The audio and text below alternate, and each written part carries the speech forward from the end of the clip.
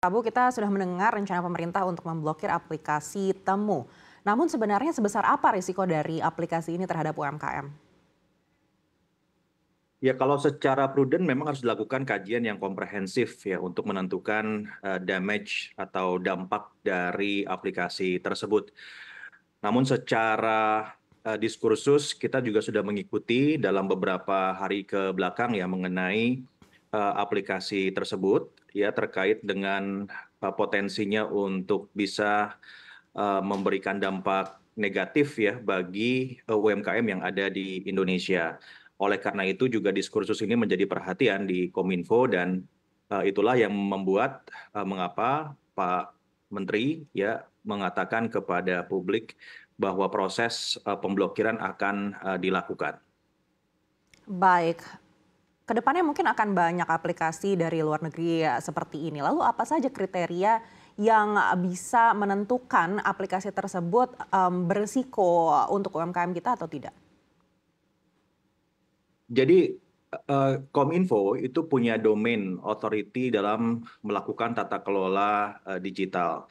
Nah, yang bisa menjadi domain dari Kominfo adalah resiko yang kita lihat point of view-nya itu dari beberapa hal, diantaranya legalitas, satu. Yang kedua, perlindungan data konsumen. Dan yang ketiga, keamanan transaksinya. Nah, tiga hal itu adalah parameter di mana Kominfo memiliki ruang untuk bekerja dan juga menentukan. Nah, di luar tiga parameter tersebut, memang kita harus berkoordinasi dengan sektor terkait. Dalam hal ini misalnya UMKM kita secara intensif ya melakukan koordinasi dengan Kementerian Koperasi dan UKM terkait sistem informasi elektronik apa saja yang memiliki potensi untuk bisa memberikan dampak yang buruk ya bagi ekonomi UMKM. Baik, artinya koordinasi ini intens dilakukan oleh Kemenkop UKM. Bagaimana dengan Kementerian Perdagangan? Ya, jika memang sistem elektronik tersebut terkait dengan sektor perdagangan, tentu kita akan berkoordinasi dengan Kementerian Perdagangan.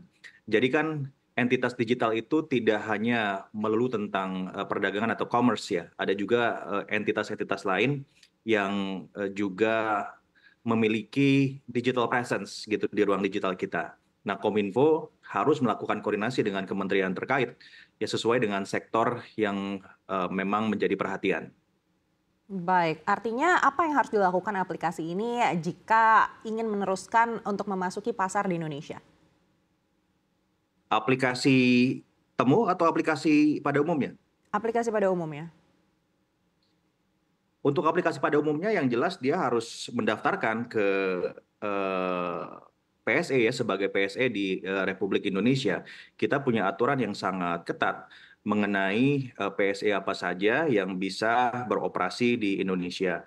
Dan hal tersebut sudah diatur dengan sangat jelas ya di Peraturan Pemerintah Nomor 71 Tahun 2019 tentang penyelenggaraan sistem dan transaksi elektronik. Karena kalau tidak mendaftar sebagai PSE, maka aplikasi tersebut atau sistem tersebut bisa berpotensi mengalami pemblokiran.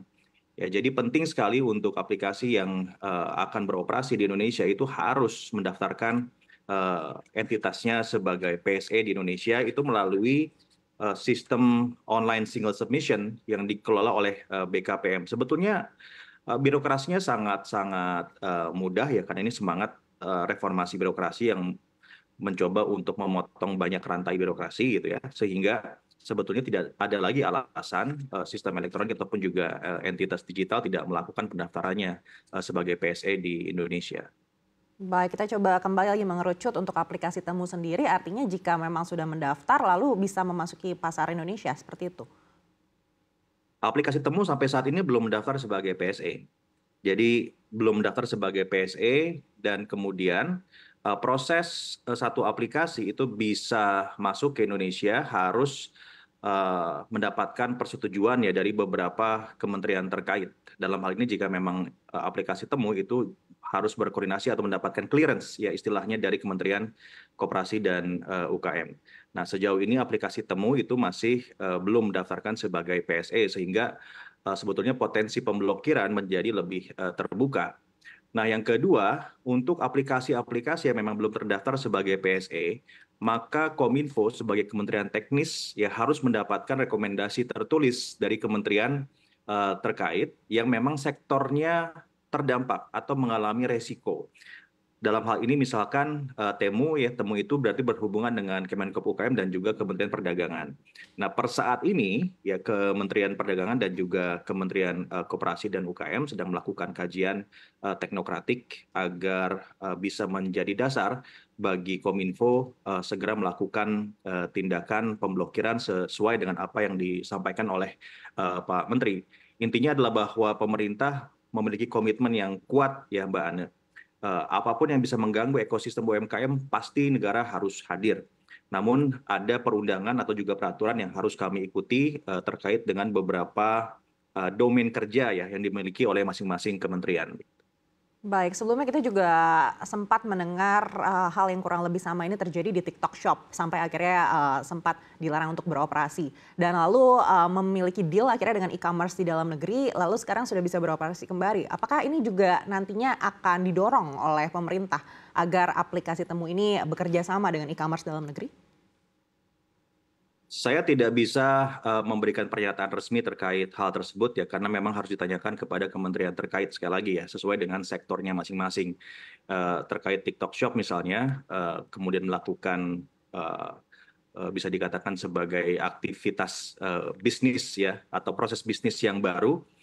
Yang penting adalah bahwa harus mengikuti peraturan yang berlaku ya terkait dengan fenomena TikTok Shop beberapa waktu yang lalu kan pada akhirnya sempat kita hold ya dan pada akhirnya memaksa ya TikTok Shop untuk comply dengan peraturan perundangan yang berlaku begitu. Baik, kembali lagi ke aplikasi Temu ini, Pak Prabu, lalu langkah apa yang akan dilakukan Kominfo untuk memblokir aplikasi ini? Karena sejauh ini kami masih bisa melihat bahwa masyarakat masih bisa untuk mendownload aplikasi ini. Ya sebetulnya sederhana saja Mbak Ane. Jadi yang pertama begini, secara resiko memang kalau dilihat dari traffic dan juga perlindungan data konsumen, Temu ini masih rendah ya. Kami mengecek trafficnya juga masih sangat kecil dan juga belum bisa melakukan shipping masuk ke Indonesia. Namun demikian tentu potensi atau resiko sekecil apapun harus kita mitigasi secepatnya. Nah, karena Temu ini belum terdaftar sebagai PSE, maka kami memerlukan rekomendasi tertulis dari kementerian terkait, yaitu Kementerian Koperasi UKM dan juga Kementerian Perdagangan.